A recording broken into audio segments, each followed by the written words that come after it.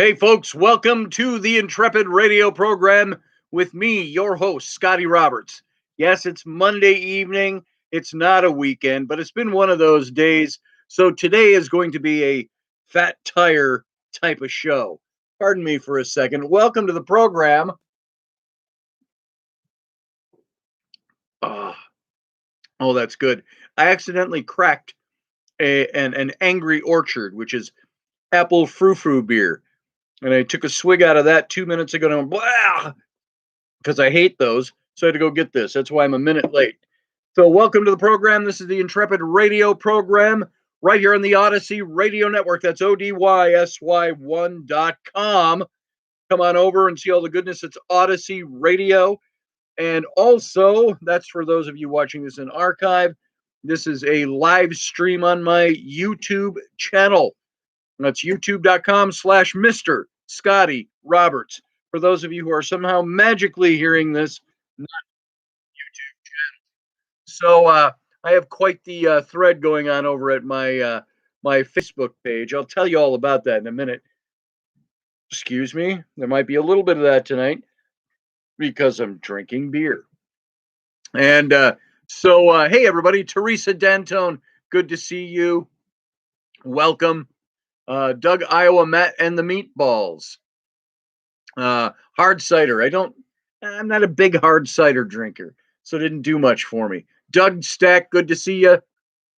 Johan Gypsy, dancing gypsy, good to see you.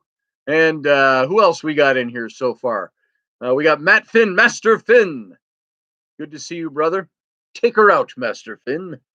And mighty fine for a Monday, he says, my brother. Well, looky you. Iowa X Fat Tire, that's what you get for hanging out with 20-somethings. Oh, please. I'm a Guinness drinker, but right now I don't feel like a Guinness. You know why? I had Chinese buffet earlier this evening. Chinese buffet, I always say, I like it every now and then, but it's rent-a-food. You get that in your system, and within an hour and a half or so, you are visiting the porcelain gods. And so that's what we're drinking tonight. That is the drink of choice tonight. Morgan Snow, good to see you. And GTSY all. I don't know what GTSY is, I got to say. I'm having vision issues, so I'm listening and using voiceover. Oh, that's fantastic. Good Lord, I should have turned my FB notifications off.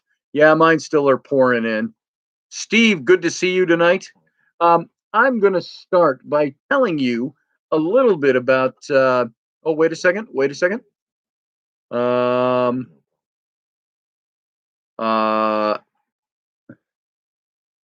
you go. Hell no. Okay, so sorry, that was a message from my wife quick about the show. My answer was hell no. You can fill in the questions. So let's see. I want to take you to a little something on my Facebook. Today I had some guy that frequents my Facebook page and likes to take me to task on things, but has either trouble. He says English is his first language. It doesn't read like that. He says he has some disability and his voice to text isn't working, and that he's had seminary training. He's a conservative and all of this, but he's a liberal. But then he's a Republican, then he's a Democrat. I don't care which. But he always has something to say. I think he thinks he's being funny sometimes. But he has a group, and he put out this post to his group today. It says, I call to concern some in so-called paranormal are hardcore right-wingers who indoctrinate their hatred. Scotty Roberts, and he tags my name, seems to think Trump was a good man. And he leaves it at that. And so I was going to respond to that on his little site and say, I'm none of those things and blah, blah. It's not worth the time. It's not worth the wasted time, folks. You've all been there. You've all seen what this stuff is like. And somebody said to me, wow, you got the gloves off already on a Monday morning.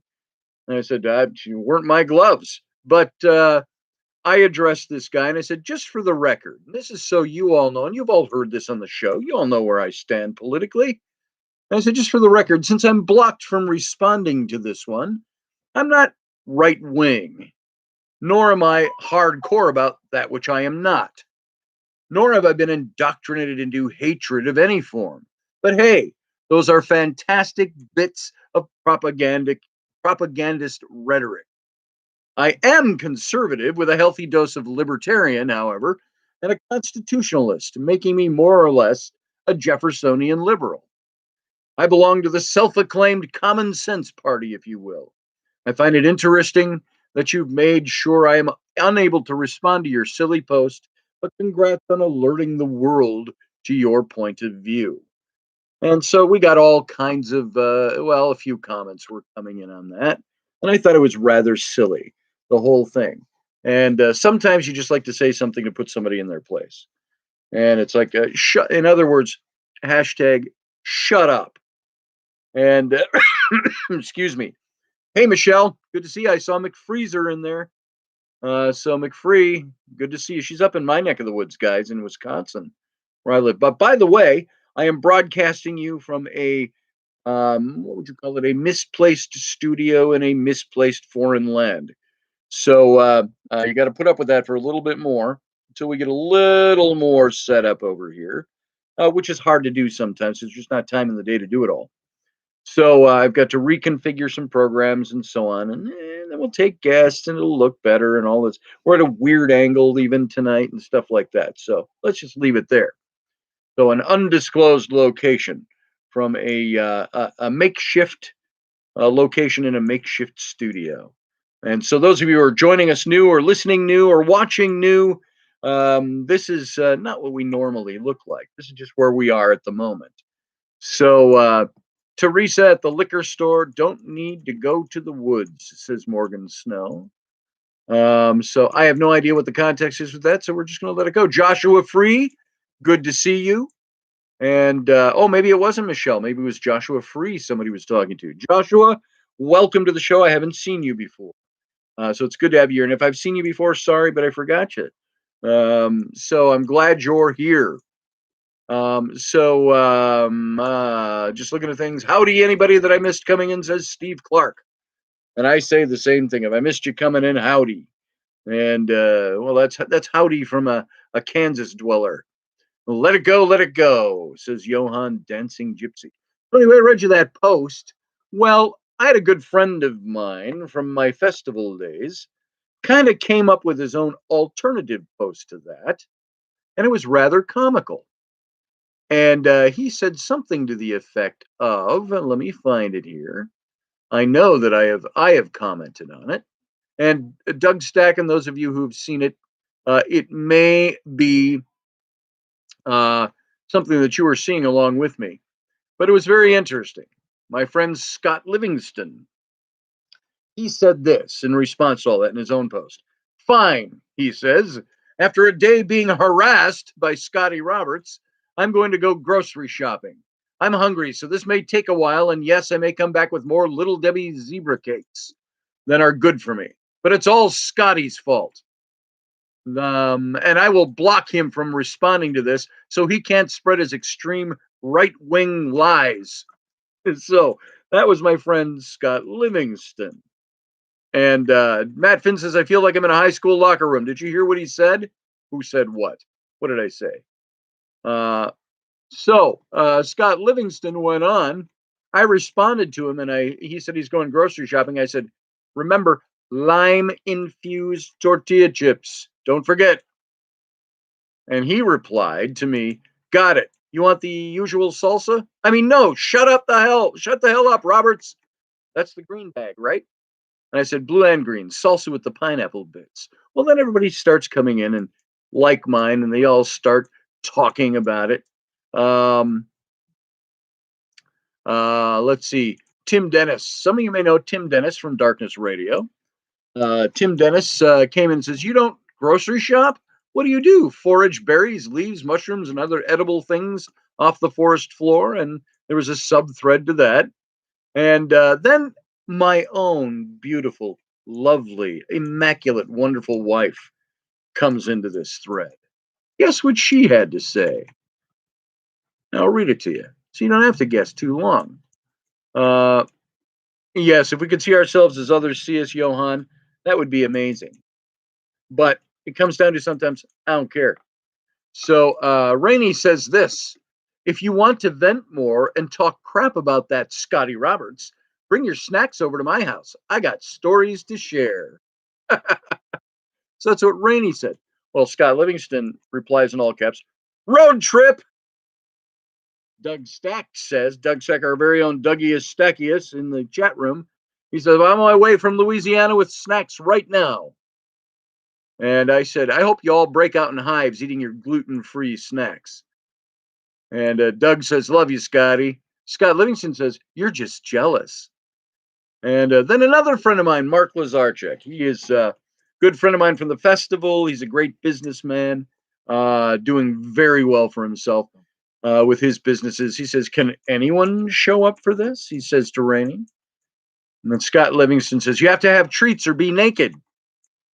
And I say, here we go, jumping on the Rainey bandwagon.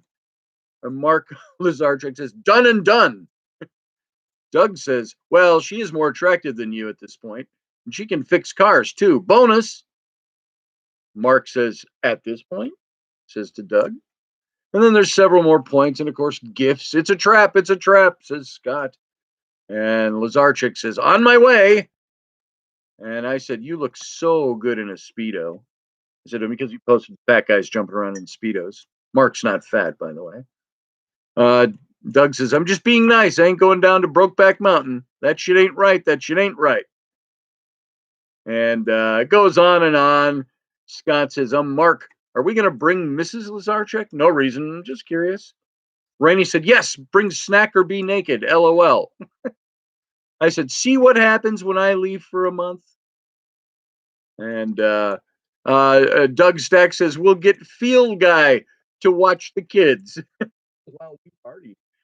And Mark says, going Brokeback, baby, you can come willingly or, and no way, this is naked guy time with snacks. And Scott says, oh, I was afraid of that. Afraid of what? Showing up naked with a bag of sugar and expectations? Be afraid of that. Expectations always make me afraid. This is how this thread is going. So you can see it got totally out of hand. I said, Scott Livingston said, true, but for some reason, that fear does something special. And Rainey says, and bring the wife. Doug says, mine too. Scott says, now it's a party. Now, so I'm just giving you an idea of how my evening's going. And turn off your notifications for the show, says Doug. It's popping off like Mary Poppins in here. That was just a few minutes ago. Mark said, deal. And party has become private. I'm sure you'll all understand, says Mark. Screw you, Lazarchuk. This is my thread, and I do what I want. Yeah, he says. And on it goes, and on it goes, and on it goes. So that gives you a little bit of the frivolity that's been going on. Ios is in the chat room buying box wine by the cartful. Way to go, Scotty boy, says Johan. And howdy, Doug. Howdy, it says Steve. So this is what I'm missing. Says Matt Finn.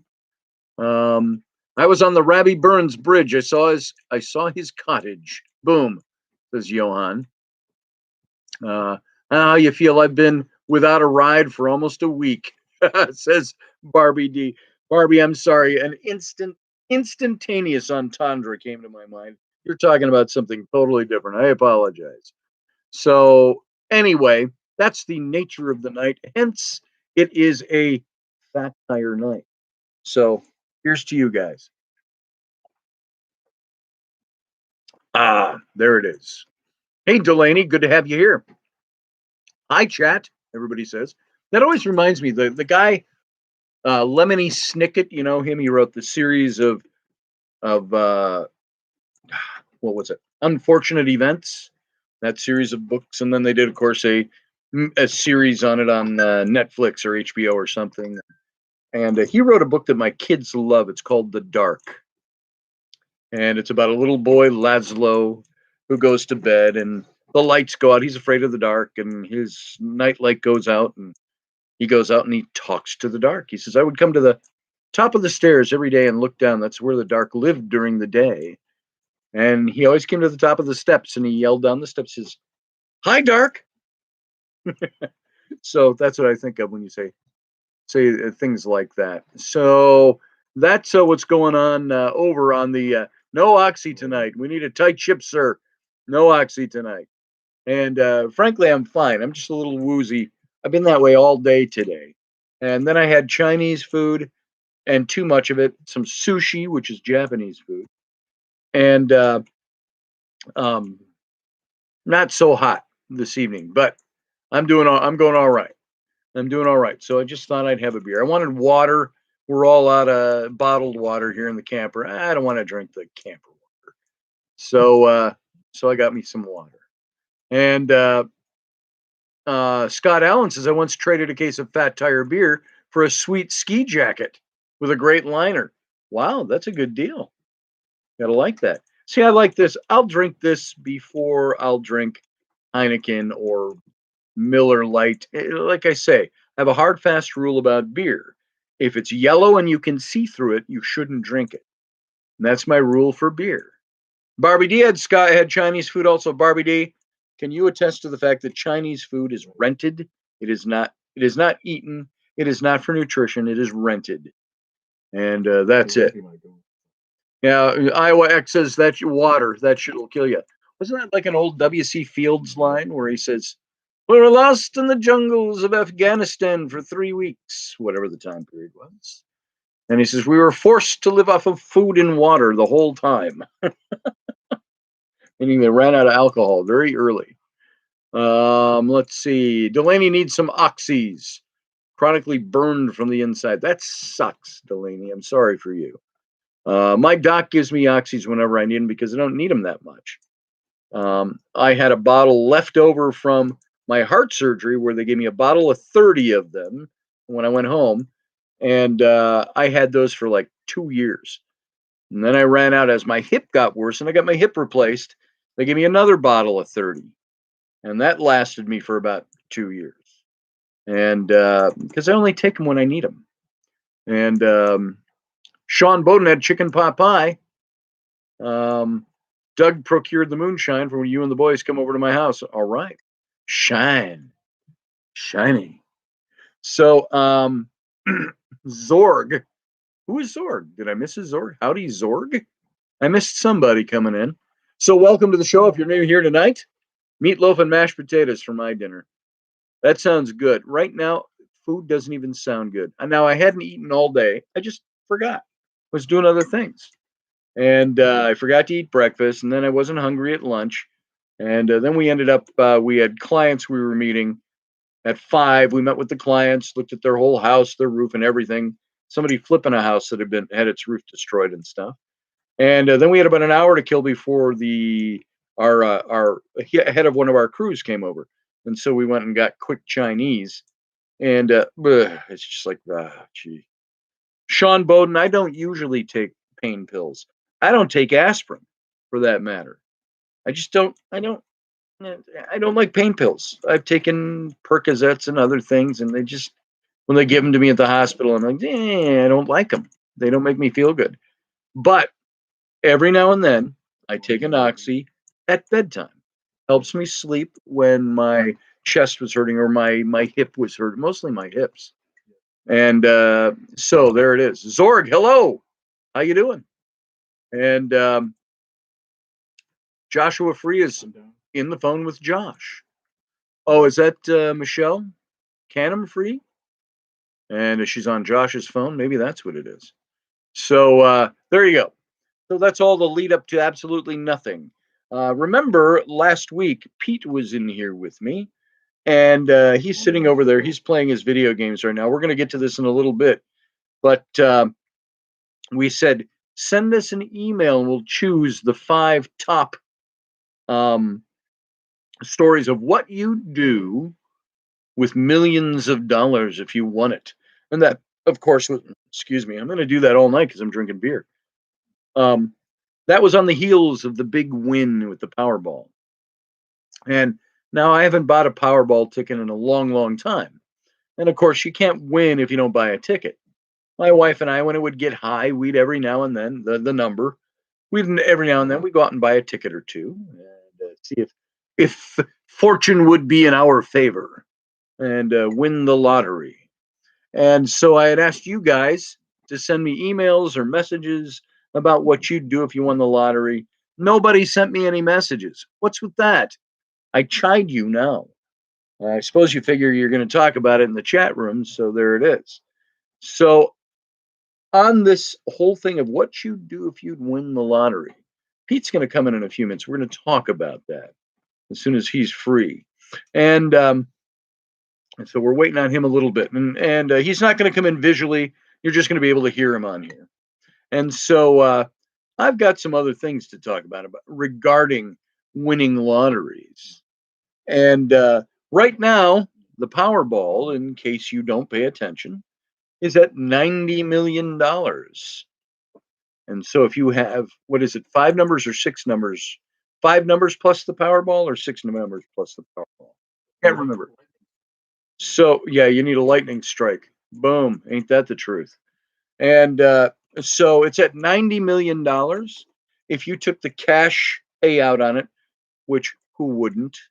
If you're going to have a slow pay come to you, take the cash, invest it, give yourself a monthly pay, however you want to set that up. But the cash payout on that, if you went after taxes in your pocket, is $64.2 million. Do you think you could live off of $64.2 million? So Brianna Dunlap says, pay the taxes, purchase home, and invest. Got to not go crazy.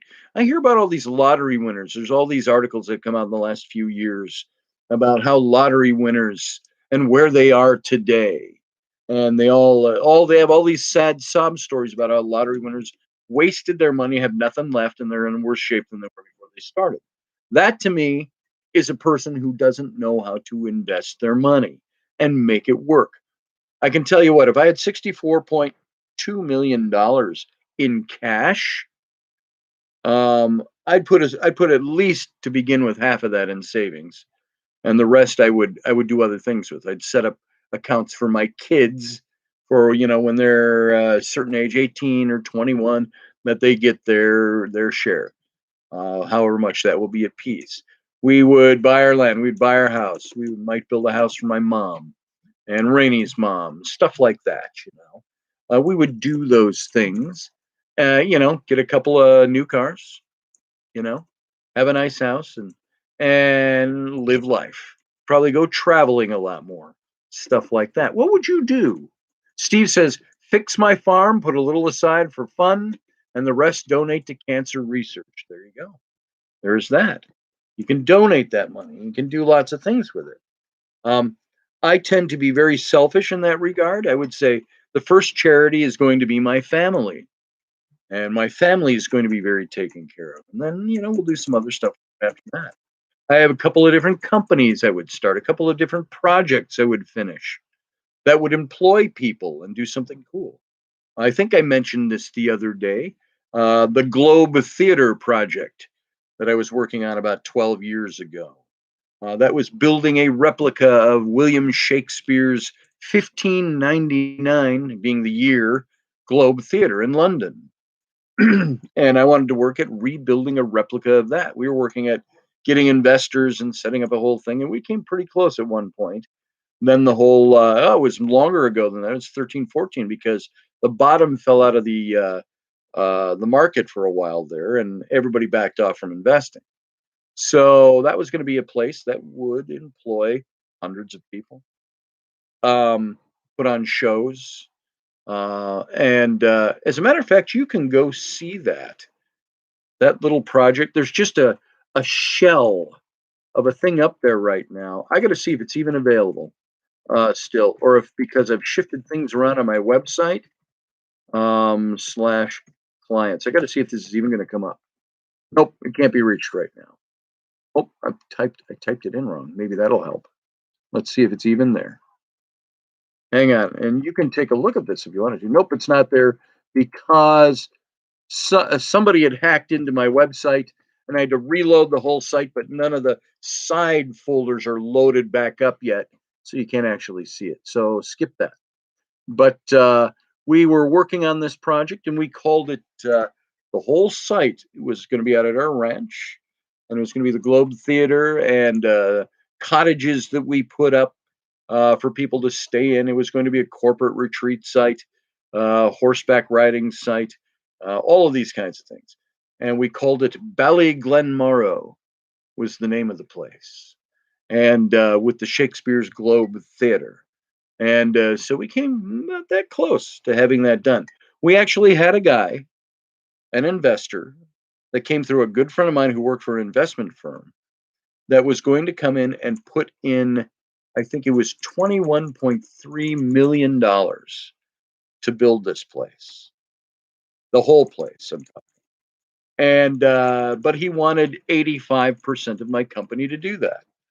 And at the time, I was kind of dumb. I mean, 15% of something is better than 0% of nothing, or 100% of nothing.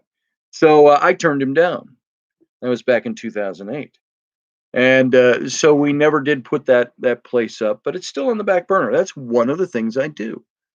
And I had a good contractor who said he could build that Globe Theater for me for about $4 million using historic workers. We thought we'd bring in some of these historic working guilds that dress in the period, 16th century clothing, and would go in and use all those techniques and tools to actually build the theater. But it would have to be built to code as well. So there's certain things you'd have to do modernized, kind of behind the scenes. Barbie D says, since I don't play, I have no plans.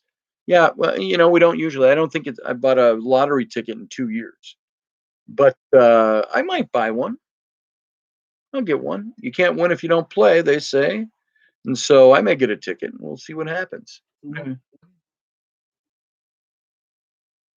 That's the big question.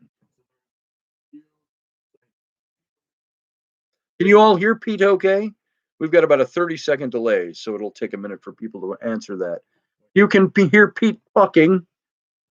See, there he is. That's Pete talking over from the other side of the room.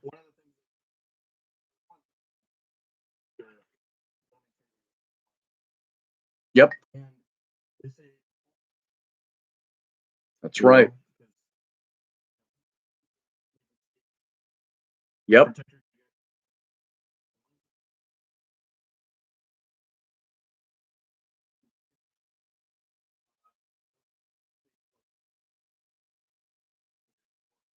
Yes.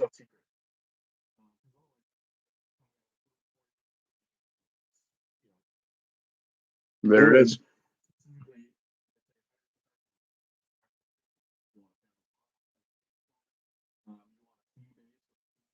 They're saying, somebody's saying they can't hear you.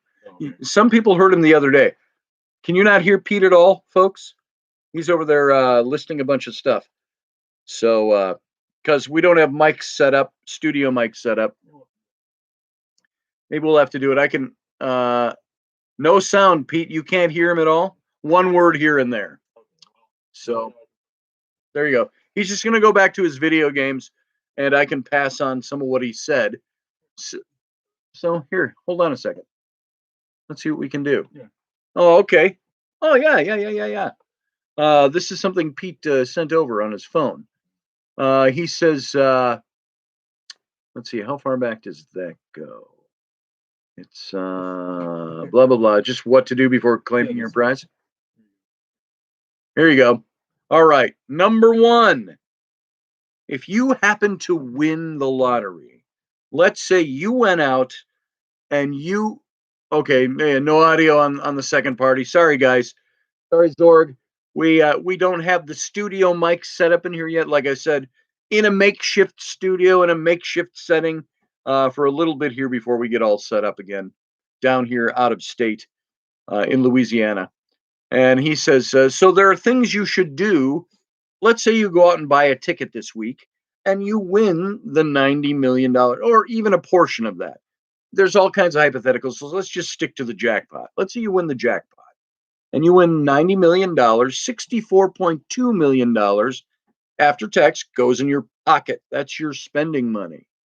Now, there's things you got to do. Number one, protect your ticket. This is what Pete was telling me. Before doing anything else, you have to take steps to protect your winning lottery ticket. If you lose it, and can't subsequently prove you're the rightful owner, you'll be right back where you started. No wins, nothing. You got to protect your ticket. If you're going to buy one, put it in a box somewhere. Put it in like a box on the shelf. Put it somewhere where you put safe papers, just in case. And if necessary, invest in a home lock box or a safe or a store, or store the ticket in a safe deposit box. These are all things you can do if you know you're winning. Two, rush to claim your prize. Now, that's what a lot of people do. They go rushing down, they'll walk off their job and go rush down to claim their winnings. Don't rush out to claim your prize as soon as you secured your ticket. That's critical for two reasons. First, if your prize is big enough to attract media attention, claiming your ticket within a week of the announcement risks creating a bigger stir than necessary. Second, and perhaps more importantly, waiting at least a week to claim your prize allows ample time to plan for everything that comes next. Planning. There was a guy I remember up in Fond du Lac, Wisconsin, a few years back. Pete, you may remember this guy. Fond du Lac, Wisconsin. He he and his girlfriend won a huge sum, millions upon millions of dollars. This was at least 10 years ago or more. And he won this big amount, and nobody knew who he was. He wouldn't come out and say who he was. All they said is somebody in Fond du Lac, Wisconsin won. And you have 1 year to claim your prize. And you're not obligated to share your information with anybody. Legally, you don't have to tell them that you won. He hired a staff of accountants or attorneys, and they made the claim for him. And then eventually it came out, it leaked out somewhere within weeks or months it took. And they found out who this guy was, and his picture was in the paper. So you should be able to wait much longer than a week if you wish. Most lotteries give winners anywhere from 6 to 12 months to claim their prizes. But you got to check the issuing authority's rules to confirm you have as much time. So, like if you win $64.2 million to go in your pocket, you know what? Just start making plans and maybe get an attorney in on it. The attorney can verify, even if you don't have money to hire an attorney, you could probably get the attorney to go in pro bono until you claim your winnings. Now, I'm talking about this like it's a daily occurrence for all of us. This is just worth talking about because we were talking about what you do with that money if you actually won it. If I win the lottery, I would go to a park and feed the ducks, said Johann Dancing Gypsy. You know what? Admirable. I'll bet you'd do more than that, though. But that's a great thing to do. I'd take a trip with my family. So, number 3 of what not to do after you win, the precautions you need to take. Don't quit your job or spread the news of your good fortune. You know, I had said, let's say Sam and I were talking this week, my son Sam. And I said, if I won that lottery, I said, I wouldn't even tell Rainey about it right away. I said, you know what I'd do? I'd tell Pete, sayonara, buddy. I'll buy you a new truck, but I'm going to get a first-class air ticket and go home. And I'd go home, and I'd just show up. I wouldn't tell Rainey I was coming. And I'd just show up at home. Hey, Lucy, I'm home. And she'd say, what are you doing home? Did you get fired? Well, no, not really.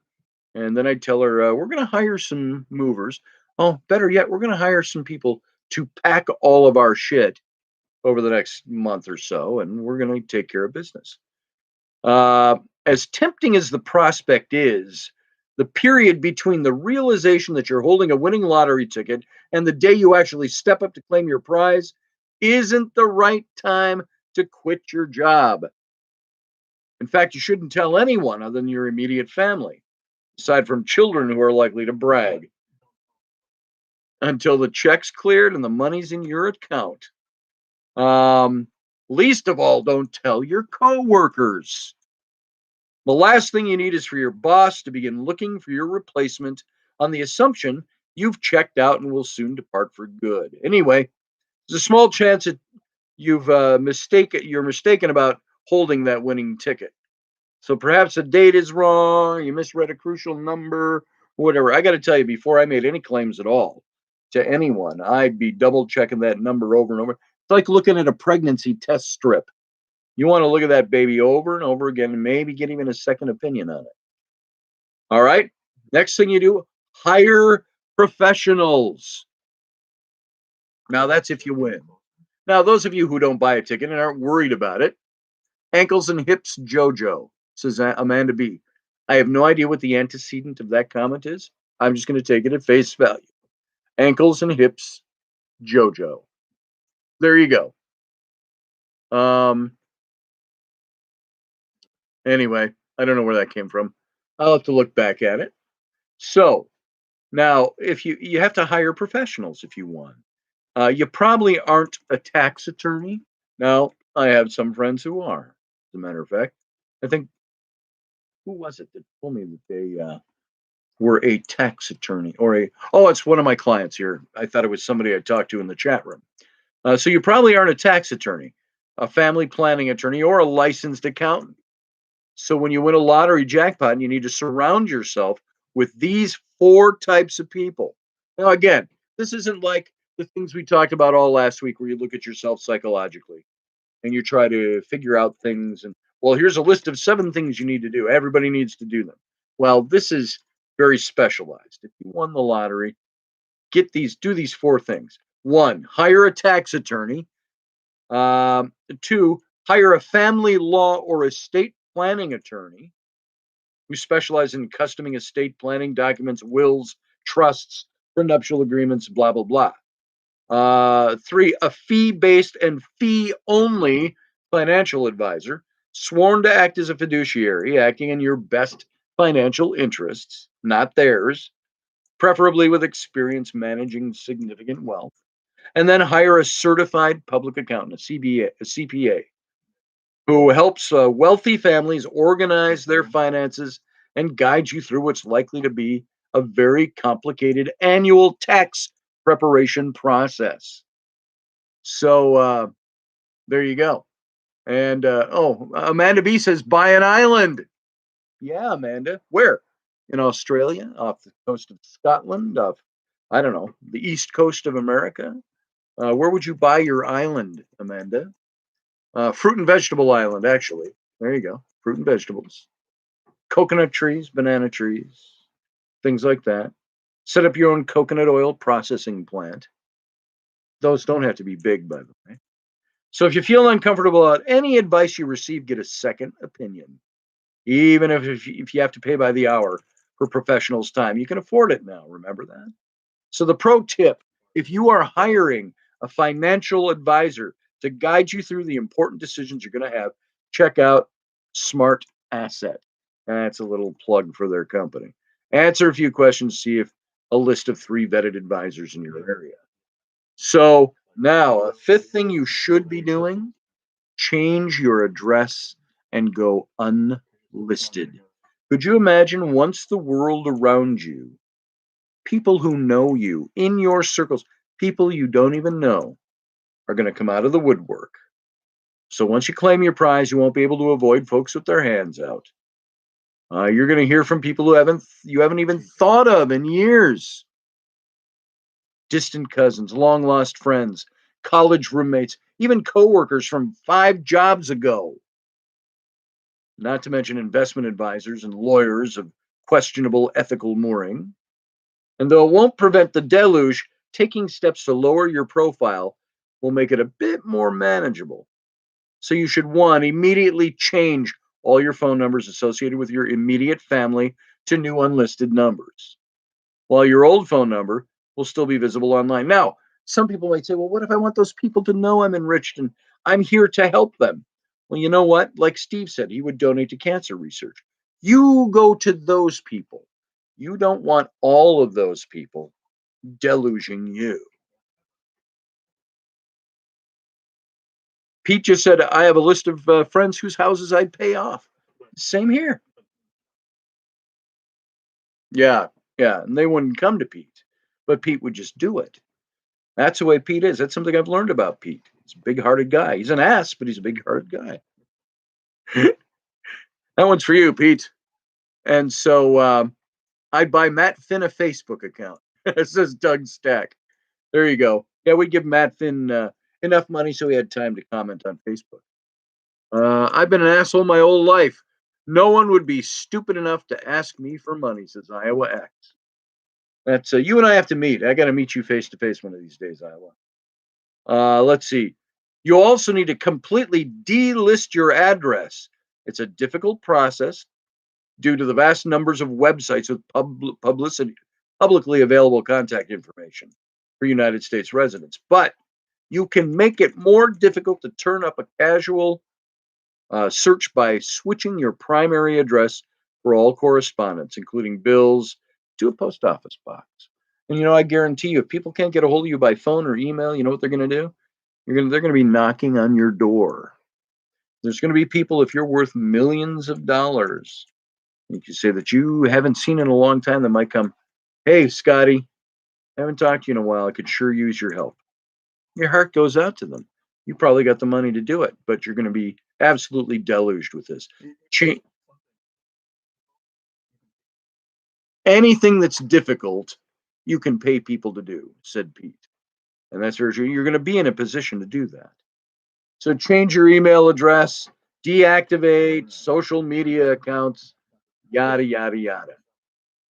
So should you take a lump sum or should you take the cash payout or the annual payout? Before officially claiming your prize, you have to decide how you want to receive it. You have two choices: the lump sum all at one time or the annuity. It's spread out over 20 to 30 years. Some people might go, hey, that's really smart. Then I won't use it up. Technically, you don't have to make this decision before claiming your prize, but doing so almost certainly assists with early wealth management, tax planning decisions, all of that. And while it might seem obvious that the annuity option is a better bet, the calculation isn't quite that simple. Carefully consider the pros and cons. You know what? Take the lump sum. If any of you win the lottery this week, I will advise you now, and you can hold me to it, take the lump sum and figure it out. And you don't receive, by the way, when taking the lump sum, you don't receive the advertised jackpot amount. You take what is it? You receive the current cash value of the jackpot, which can vary significantly, but generally adds up to about half the advertised prize. And use After Lotto's payout calculator.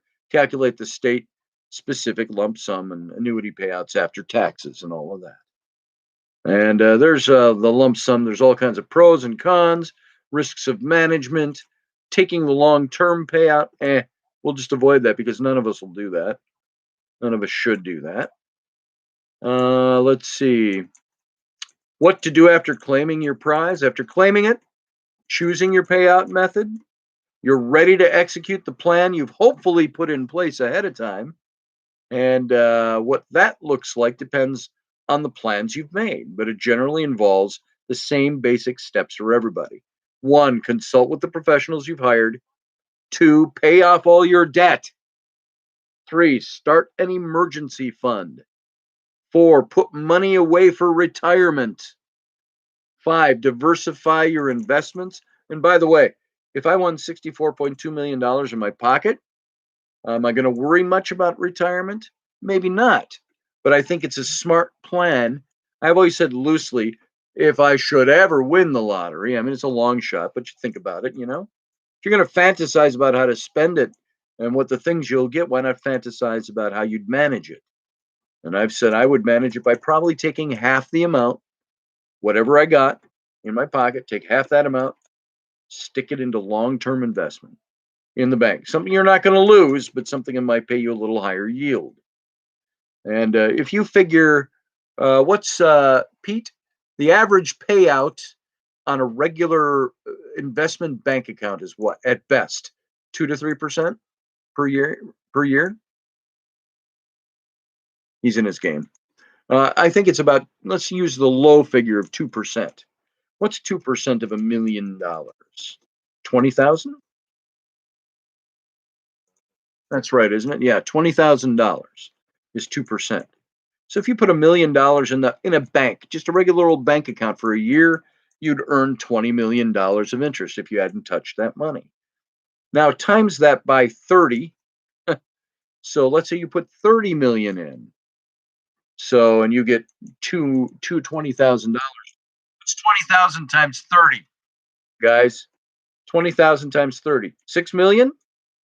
You'd make $6 million a year. Just no, or is that 600,000? Somebody correct me. Who knows math? 600,000 a year, 20,000 times 30. 3 times 20,000 is 60,000. Yeah. So it would be $600,000 a year. Do you think you could live now if somebody said, I'm going to give you $600,000 a year to come and work for me? Could you live off of that? I could.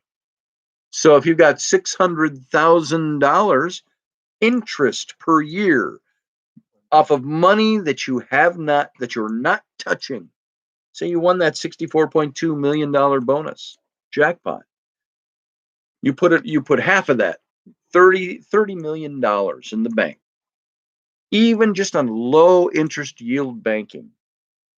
What would you get? You'd make $600,000, over $500,000 a year in interest paid to you.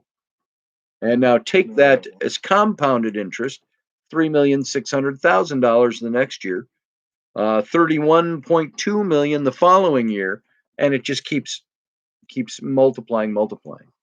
Now, out of that, I was drinking alcohol, said Field Guy. Hey, Field Guy, cheers.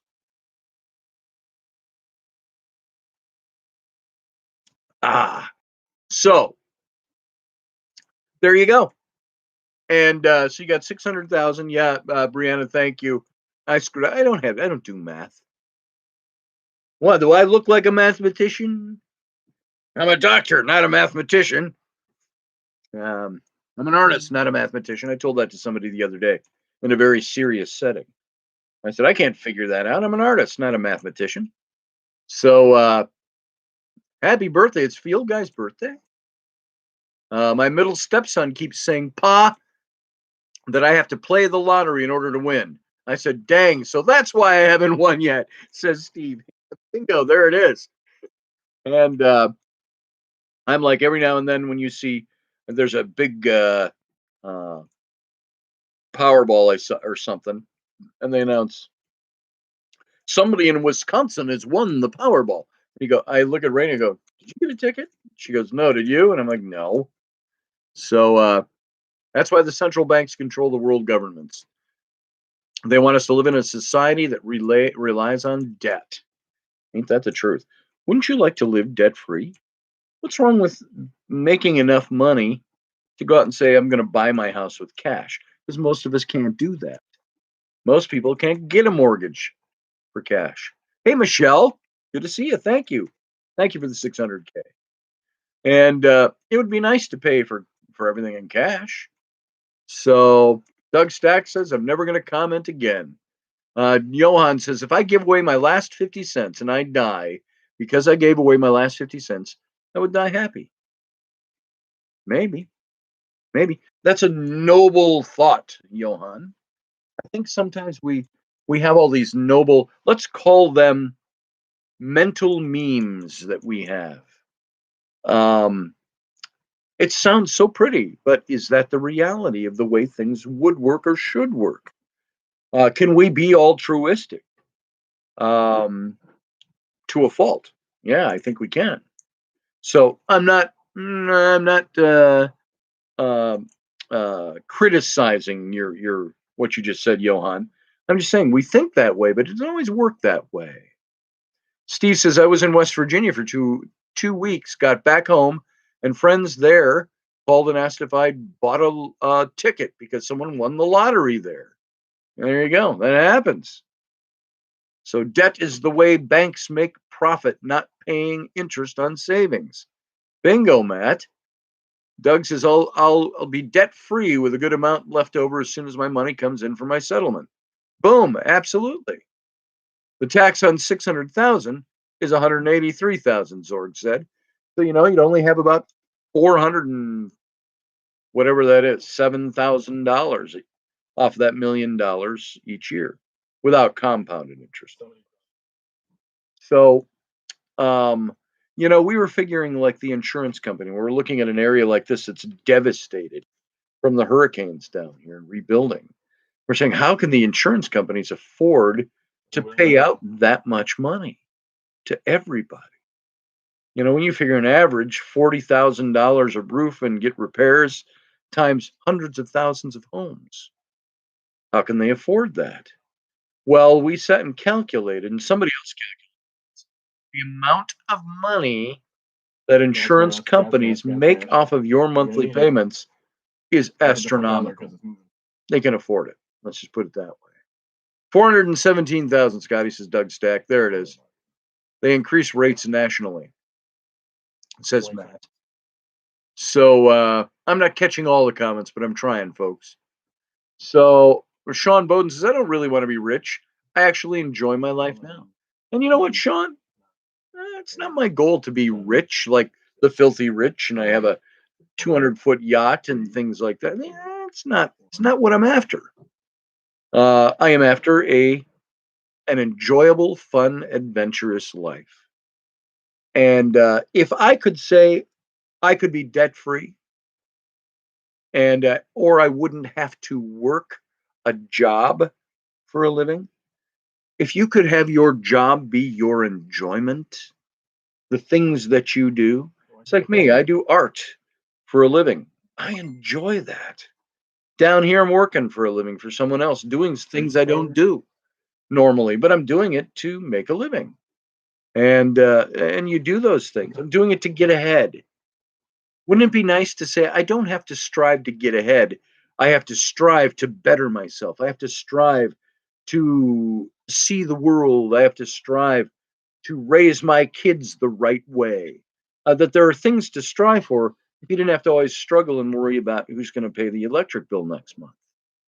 So if you don't want to pay taxes and set the money up in a family trust, exactly, Brianna, I would put money for my kids in trust, my little kids.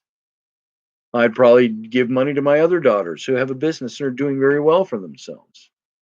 I want to say, give Sam some congratulations today. We got a first job that it looks like we're going to be signing for him.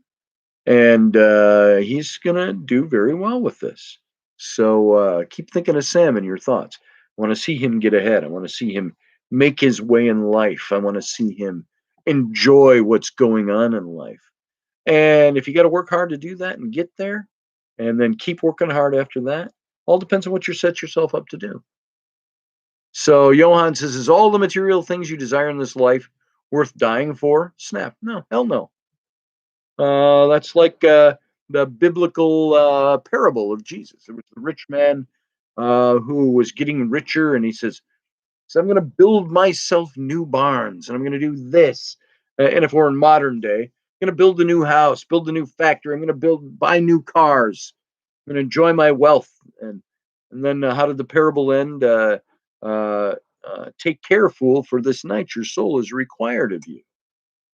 And so what do you do? And I always said to Rainey, I said, by the time I make a fortune living, or I make the kind of money I want to make, or get to where we want to be, I said, I hope I'm not too old to enjoy it. So, but my kids can, and my wife can. So, what was that?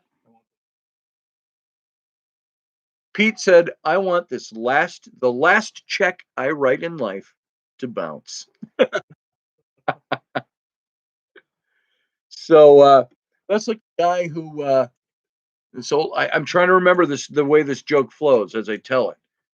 Some old guy died and he left money to three guys.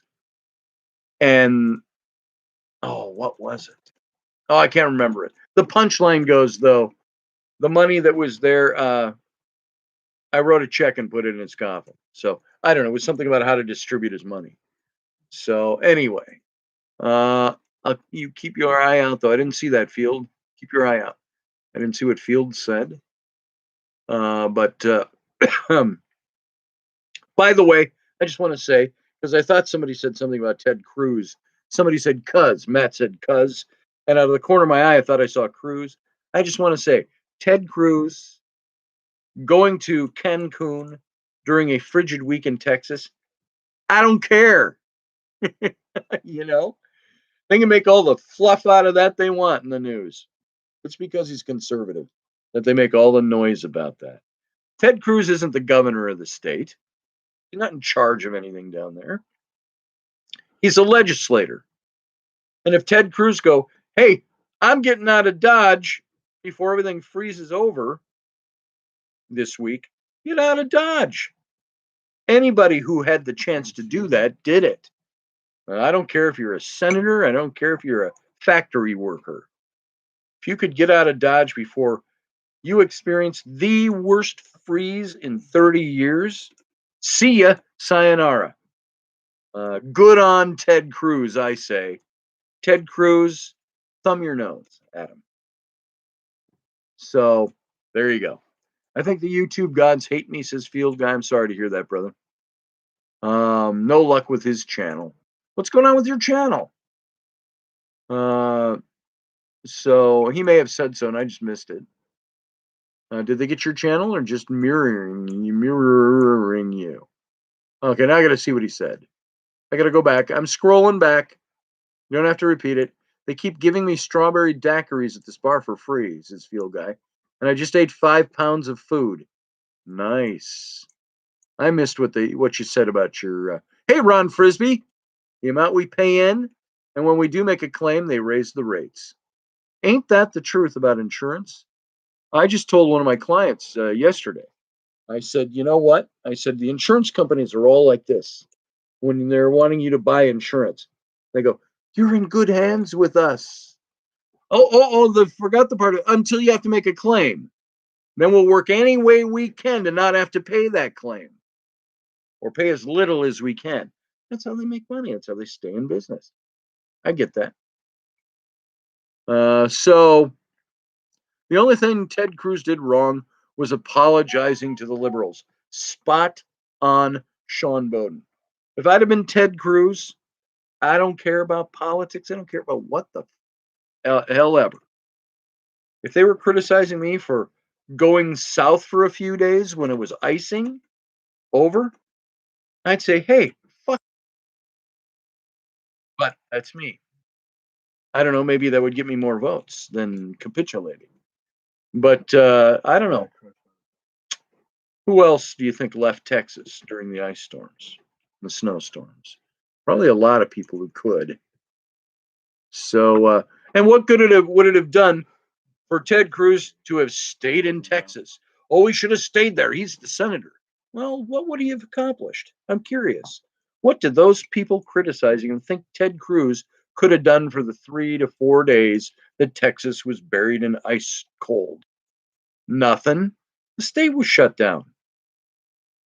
So he couldn't do anything until it was all over with anyway. And then a lot of that he's going to do in Washington to help his state, not in Texas. He didn't have to be in Texas to make that happen. What a bunch of boobs. What a bunch of idiots do these criticisms. I've been with the same insurance company for 17 years, says Doug. The one time I have a claim, it was the biggest runaround. I've paid them more in those 17 years than they had to give me for my claim. Ain't that the truth? It's the way it works. It's the way it works. So I had a couple of things up here I was going to talk about. Since all of you did not go in and send me emails telling me what you wanted to, what you'd do with your money. So I got some articles up here. I got some things I want to talk about. How about, you ever hear people say, if I just won the lottery, that would make my life so much better? And this is called hedonic adaptation from a psychological point of view. How many times have you heard, oh, look at this, it's 10 o'clock already, and we're supposed to be done. Give me a couple of minutes. How many times have you heard somebody say that? If I just won the lottery, my life would be so much better. Maybe you've said it to yourself.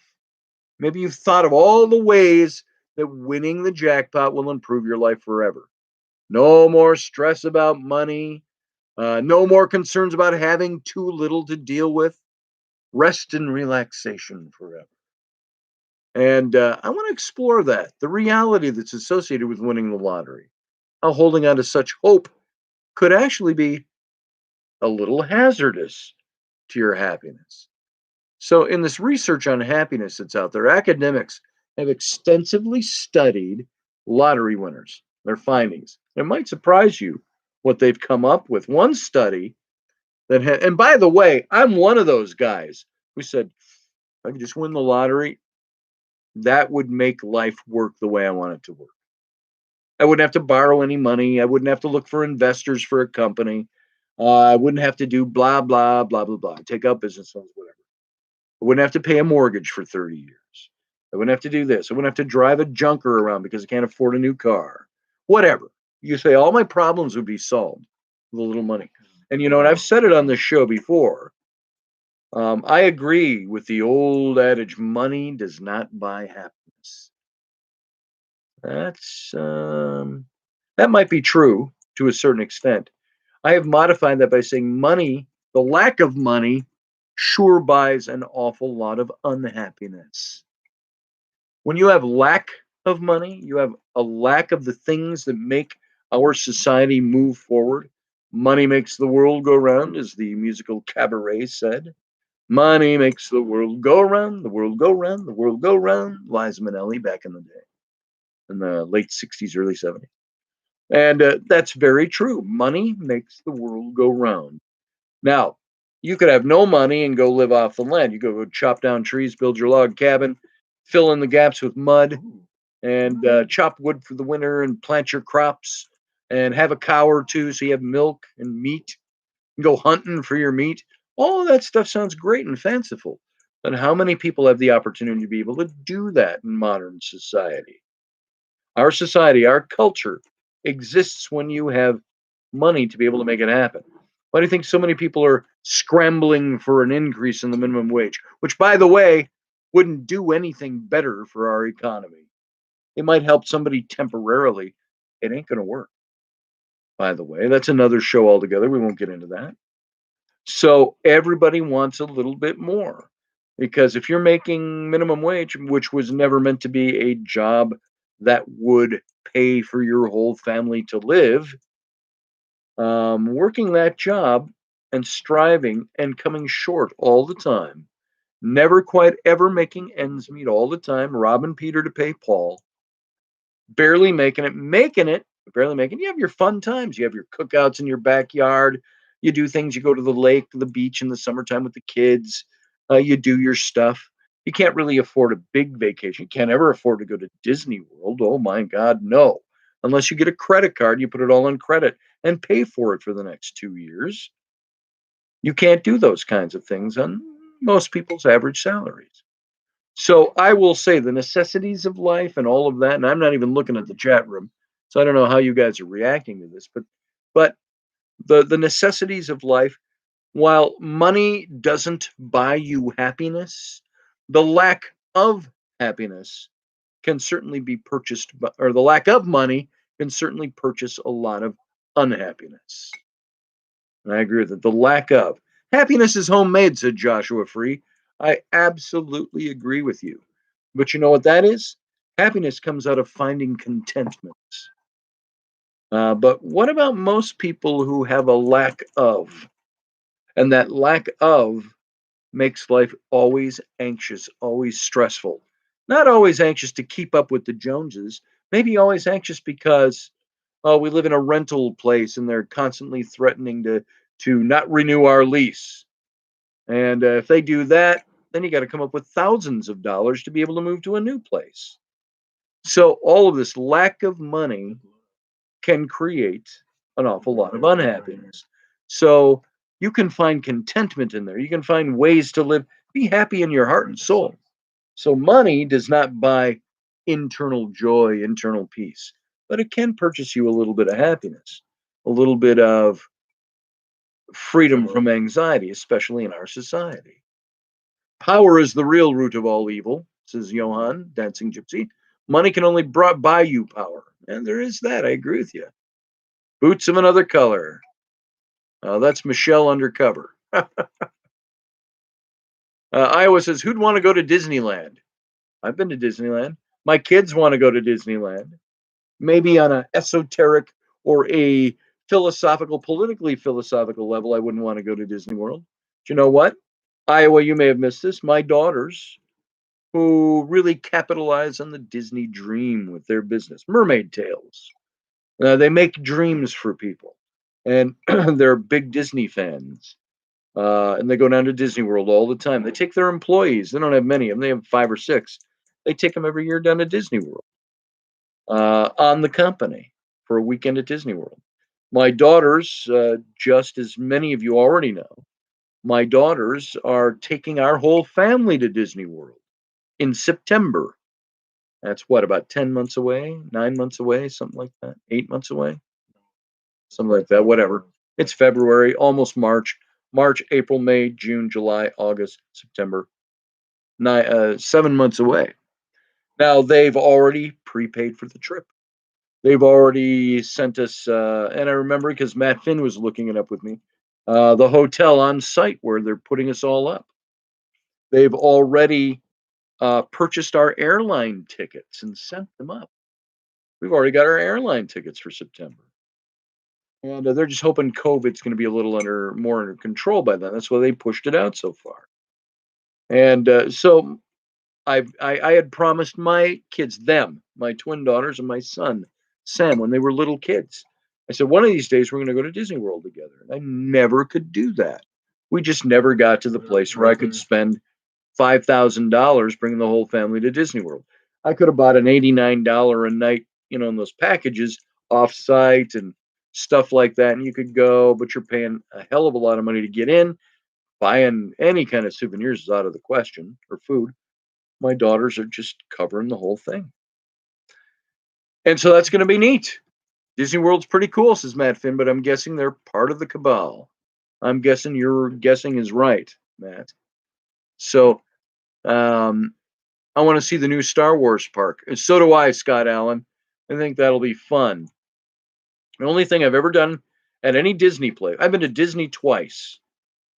Once I was at a book convention out in California, Orange County, and it was just a walk. You could see the gates to Disneyland from our hotel. It still took me an hour to walk there. And because half of the time was getting to the gate, the other half was walking from the gate to the door. And so I walked over, and I didn't have a lot of time. I had a couple hours in the afternoon.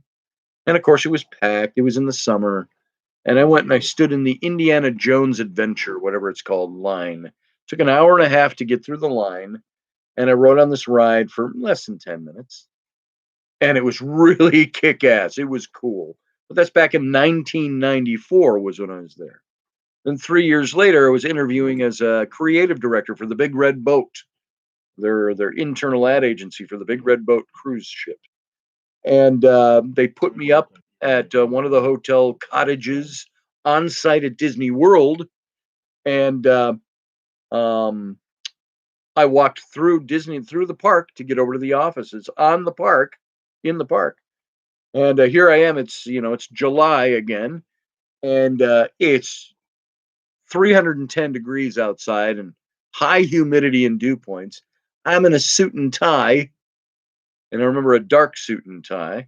They're in a dark navy blue suit, pinstripe, and a suit and tie, carrying my big portfolio with me, and walking across the Disney World theme park. Everybody in shorts and goofy hats and all of that. And here I am walking through the park, broiling and sweating in a suit and tie.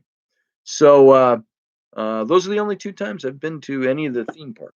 So this is going to be fun. Our daughters are also going to take us over to the Universal Park to see the Harry Potter World, Diagon Alley, I think it is. And so that's going to be a fantastic trip in September. So I grew up on Disney since age 7. It's a great experience, Scotty. Highly recommend it, said Johan. I'm looking forward to it, buddy. I'm 60.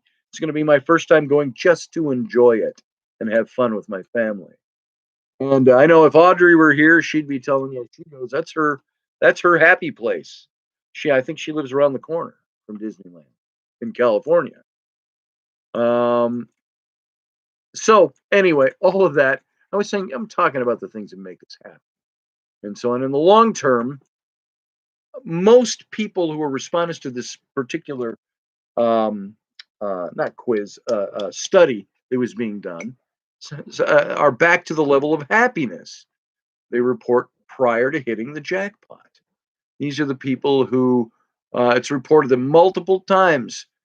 Uh, it all starts by asking lottery winners to gauge their happiness before they won, right after they won, a month, 6 months, and several years afterwards. And they all are back to the level of happiness they reported prior to. So if winning the lottery is one end of the happiness scale, let's explore the opposite end. Researchers who've also studied people who become paralyzed, men and women who lost the ability to walk, were asked to gauge their happiness before they became paralyzed, after, and several months later. Guess what? In the long term, most respondents were back to the level of happiness they had reported prior to paralysis. So, set points for happiness is what we have to have. In both instances of these studies, what researchers have discovered is that we humans have a set point for happiness. Think of it as an internal thermostat that's set at the same temperature. We all have a different setting. Some of us have our thermostat set to happy, some are set to depressed. Meanwhile, others are somewhere in between. And when we experience a major event, say winning the lottery or becoming paralyzed, our thermostat may temporarily swing up or down. But over time, it returns to its usual set point. And for the most part, research has demonstrated that our set point for happiness will stay the same throughout our entire life. And another term to describe the set point for happiness is what we started at the beginning of this: hedonic, hedonic adaptation. The hedonic part of the term is related to, of course, hedonism. We all know what that is, which is a pursuit of pleasure and self indulgence. And an example of hedonism is if you had a sweet tooth, you'd eat candy all day long without concern about the consequences associated with excessive sugar consumption. So I'm sure you can think of a time that you've indulged in a food that tastes delicious at first. The first bite, amazing. The second was really good. But by the time you've stuffed yourself with it, you might find yourself repulsed by whatever was so scrumptious at the beginning. You know, choose your favorite food and go, I'm going to stuff you full of it. You're like, oh, yeah, God, bring it. And by the time you're so overstuffed that you're going to vomit, you're like, I don't want any more of that. Get it, just get it out of my sight. That's like drinking too much beer. Hang on.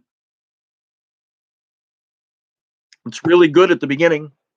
It's really good all the way through. Might even be really good to the second, third, maybe fourth bottle. By the time you start getting down to the end of that 12 pack in one sitting, and you get sick, or the room starts spinning, or whatever it is for you, it doesn't taste so good anymore. So here's an example. We, as much as we indulge in something, and it may provide us a temporary boost in pleasure, we're inevitably going to return to our set point for happiness. We hedonically adapt to our circumstances. As an example of hedonic adaptation, imagine, let's use the name Doug. Imagine Doug was saved for years. And finally, he's saved up all his money for years, finally has enough to buy a car. He's thrilled with the purchase at first, but after a while, he gets used to it.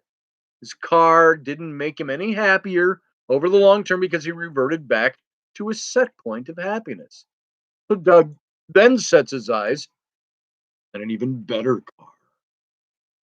He has a new job that pays for more, so he can afford to upgrade his automobile. But once he has it, thrill of the purchase subsides and he returns to his set point of happiness. Then Doug switches his careers and experiences a major salary jump. So he decides to buy an exotic sports car. Vroom, vroom, Doug. He's elated, owning something he thought unimaginable just a few years ago. And as he drives down the busy street, people stare and they snap photos of him as his long blonde hair flows behind him in his convertible.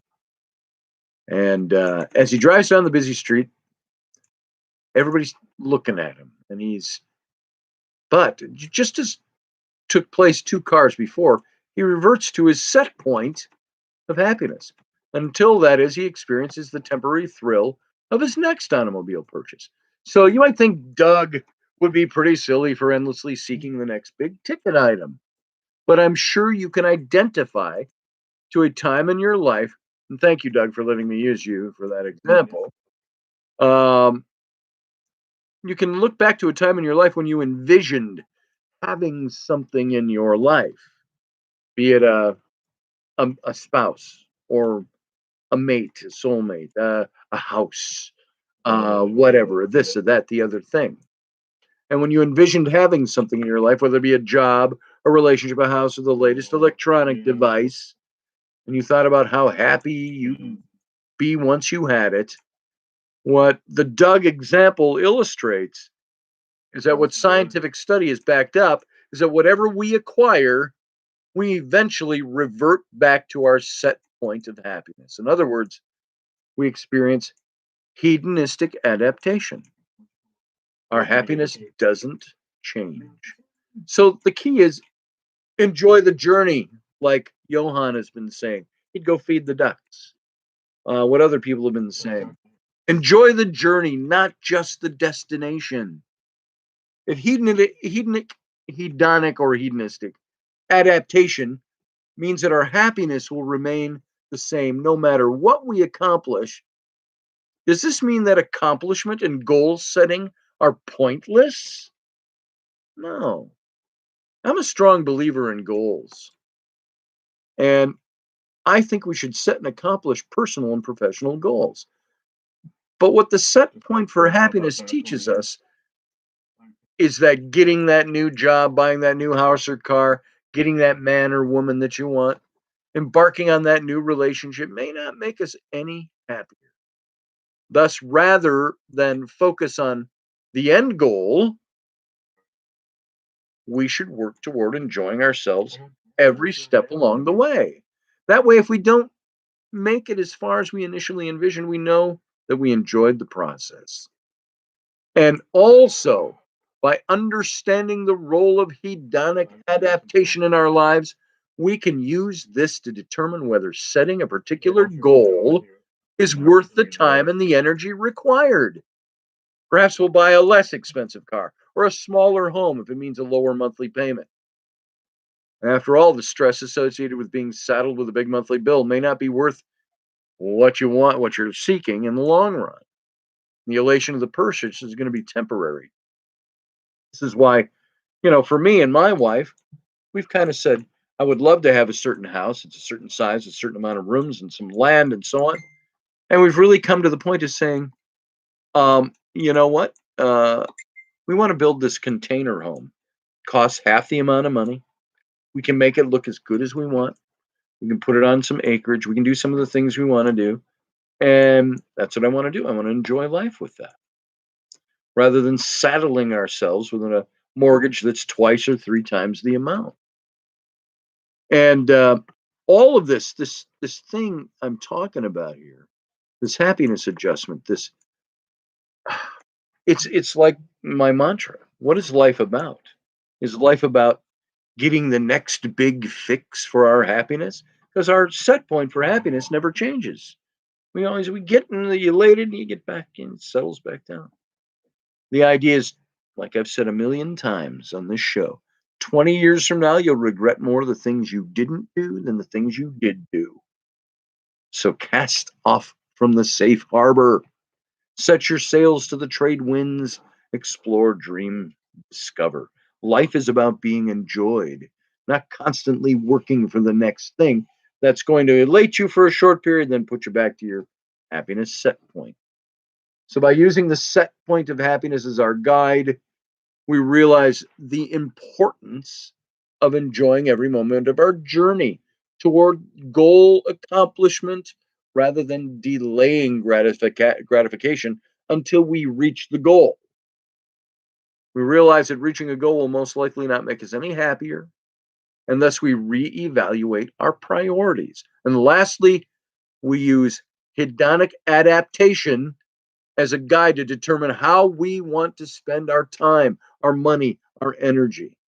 And if happiness, your happiness, is something that you seek on a regular basis rather than once in a while, then use the set point of happiness to guide the decisions that are going to impact all your everyday decisions. So, who used the N word in a speech today? Who are you talking about? Joe Biden used the N word? You mean the N word? Yeah, he wouldn't get in trouble for it. The press would go, oh, he's an old guy. They used to say that. Come on, man, he said Nigeria. Come on, man, he said Nigeria.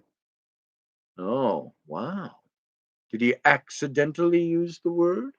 But of course, President Trump's the racist, reminds Doug. So that's sad to hear. I saw some article on that he said something that was very unbefitting racially, but I didn't give it much thought because I thought somebody was just making that up. They were saying, well, I'll bet you he said this before he came out and made his speech. So I don't know. We'd have to find out. Dude, he said they can't get on the internet. Those folk can't get on the internet. I heard something about that, Doug. So maybe we'll talk about that a little bit tomorrow. We'll see.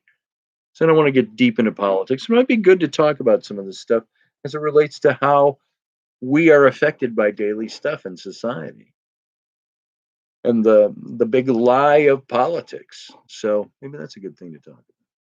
So anyway, we are 23 minutes over time, which is okay. We can't do that when we're on Odyssey. And if Russ is here, we'll see what happens.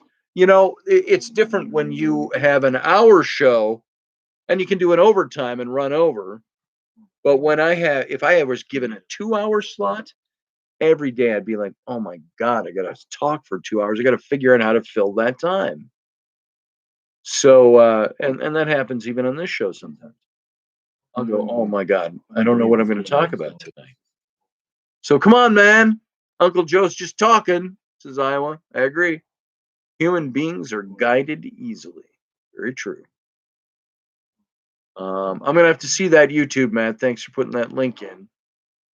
Thank you, Scott Allen. All right, guys, that's it. Show's over. It's 10:24 p.m. Central, which is 11:24 p.m. Eastern time.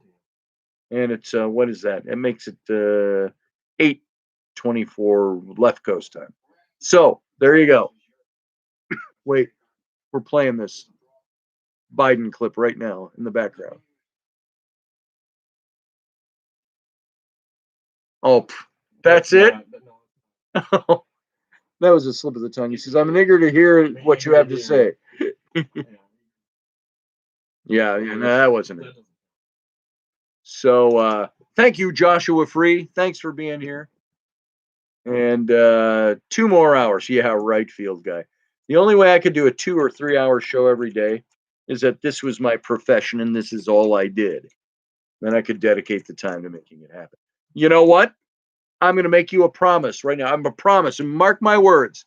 If I win the lottery this week and I put $64.2 million in my pocket, I will build a radio studio and we'll do a 3-hour show every friggin' day. So I promise you, mark my word. So there it is. It is Michelle over there, and I think we established that earlier. So, well, still says the word. McFreezer says Doug. Say hello to Rainey and the kids. Zorg, I will. I love my wife. She is a fantastic woman. I sure miss her. And one of these days, very soon, we'll get her back on for the Sunday show. And tonight, by the way, with all that frolicking around in that post I read at the beginning of the show, all that fun and frolicking around, I called her about 15 minutes before I came on the show tonight. And she's holding the phone up, laying in bed. And so I'm seeing her laying in bed, and the kids are all over her. Hi, Dad. Hi, Dad. Hi, Dad. They're all crawled into bed with her. They all want to sleep with her when I'm not there. And so she was bombarded with kids. She goes, I'm so tired. And so they said, Mom's stressed out. Mom's anxiety is up. And they're like laughing about it. And Rainey laughed a little bit too, but it's like, okay, guys, let your mom get some sleep. Either go to your own rooms or let her go to sleep. Everybody quiet. Go to bed. Doug Stack, I'll give her one, but it won't be for you. I won't see her face to face again until maybe you heard Pete that time in the background. So yeah, he's playing his games back there. So take care, says Steve. Stay safe and healthy, and wherever all my sisters and brothers may be tonight. Sending much love, peace of mind, and heart, and healing to all of you worldwide. You okay over there? Yeah, I'm just signing off. Save all your goddammits and fucktards and all of that for 2 more minutes. There he goes. If you can't hear him, that's okay. He's swearing at the people shooting him in his game. So there you go. Folks, thank you for being here. I appreciate it. I appreciate, you don't know how much I appreciate you taking your time to spend it with me. And if you're not a member of this channel, by the way, go down and hit the join button. See the 3 ways to become a member and become a member. See the perks that you get. And we're working on those because we're in a makeshift studio, working on getting back into the flow, the mojo of this show. So, guys, love you all. Thank you. Take care. Have a good night. And by the way, live long and prosper.